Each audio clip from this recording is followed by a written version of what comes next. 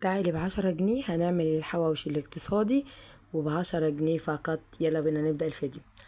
اول حاجة هتكوني مجهزة كمية البطاطس اللي انت محتاجاها، نص كيلو او كيلو او كيلو ونص على حسب ما انت هتحتاجي.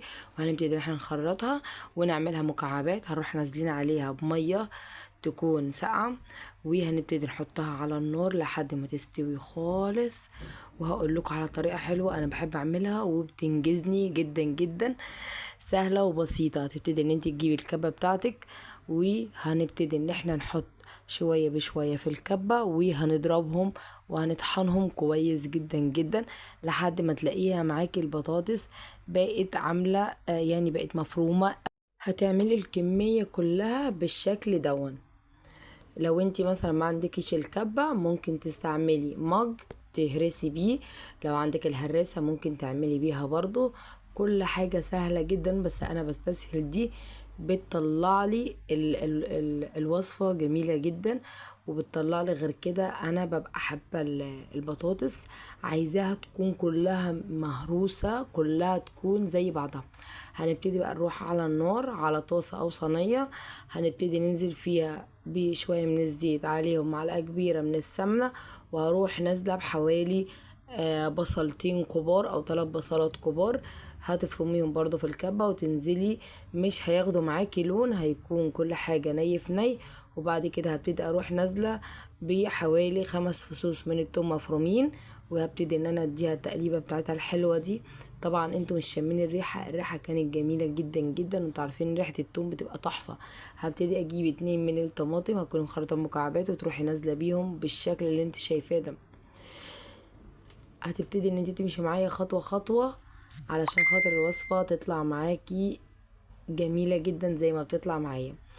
هتبتدي تروحي نازلة بالبطاطس الكمية اللي انت عملتيها او فرمتيها، وهتبتدي تنزلي بشوية كمون، يعني حوالي معلقة، ومعلقة كبيرة فلفل اسود، ومعلقة كبيرة كركم، ومعلقة كبيرة من الكزبرة.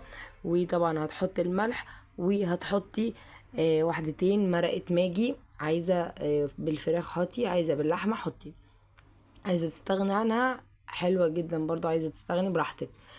بس انا بحطها زيادة علشان انا يعني بحب احس بطعم الفراخ او اللحمة فيها. وخلاص كده حطيت الكمية كلها، وهروح نازلة بقى بحتتين ليا كده حلوين.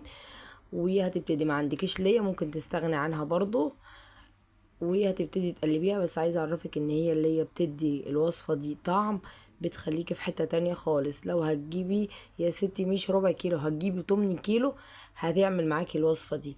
وبسم الله ما شاء الله هتعملي اكتر من 15 رغيف حواوشي.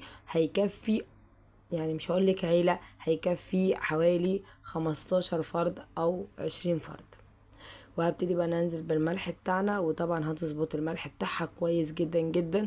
وخلاص كده هي بقت معانا الكمية بتاعتنا جاهزة، اللي احنا يا دوبت هنحشيها، نديها تقليبة كده وخلاص. زي ما انتوا شايفين مفيش اللي هي الكلاكيع قوي ولا اي حاجة من دي، لا يعني مظبوطة الوصفة، مظبوطة جدا جدا. وبسم الله ما شاء الله طلعت طعم وريحة حاجة كده ولا في الخيال. هتبتدي تجيبي العيش اللي انتي هتحشي فيه الحواوشي، او مثلا ممكن تعملي نص كيلو دقيق. انا بديكي افكار حلوة وسهلة وبسيطة تقدري تعمليها. طبعا هتجيبي كمية العيش اللي انتي عايزاها، هتبتدي تفتحيها بالمقص زي ما انتي شايفة كده. وخلاص كده عملنا الكمية كلها ان احنا قصينها من الجنب بالشكل اللي انتي شايفاه ده. وهنبتدي بقى في الحشو بتاعنا. هتحطي حوالي 3 من المعالق بطاطس. الخلطة اللي احنا عملناها خلطة البطاطس، هتحطي حوالي 3 معالق. وهتبتدي ان انتي تفردي الرغيف كله كده، وهتعملي الكمية كلها بنفس الشكل. هتقولي لي ازاي يا ياسمين؟ بس ازاي ده حواوشي ومش حواوشي، ده بطاطس انت بتقولي بطاطس. لا، اعملي الوصفة وقسما بالله هتعملي الوصفة دي وهتحلفي ان انتي هتعمليها لازما على الاقل كل اسبوع مرة. وبكده خلصنا الكمية بتاعتنا كلها. انا بوريكم كذا طريقة ازاي تعملوها. ولو انتوا مش عايزين تفتحوا الرغيف قوي ممكن تفتحوا حاجة بسيطة، بس عايزة اعرفك ان الرغيف هيبوظ منك، فعشان كده بقولك افتحي فتحة كبيرة اللي هو نص الرغيف. وكده خلصنا الكمية، وبسم الله ما شاء الله زي ما انتوا شايفين الكمية، الله اكبر الله اكبر عليها، كمية كبيرة جدا، اكتر من 15 رغيف حواوشي. تعالوا بقى هوريكم يعني التحمير بتاعها عامل ازاي، وهوريكم الشكل بتاعها. تبتدي تنزلي بحوالي معلقتين من الزيت في طاسة على النار، اول ما تسخن تروحي تبتدي ان انت تنزلي رغيف رغيف فيها. بسم الله ما شاء الله. طب انا راضيه ذمتك وضميرك، انت شايفه الشكل وشايفه الشكل اللي انت بتشتريه من بره، في فرق ما بينهم؟ هيكون في فرق ما في الطعم، بس ما فيش فرق ما بينهم خالص. دي حاجات اقتصادية على قد الايد. ولو انت عايزة تبدلي كل اللي انا قلته دون بلحمة او فراخ براحتك، بس الوصفة دي جدا جدا يعني هتعجبك جدا جدا. انا مش عارفة اوصف لكم ازاي ان هي بجد حلوة قوي قوي قوي فوق ما تتخيلوا، ومقرمشة، يعني حاجة جميلة جدا واقتصادية.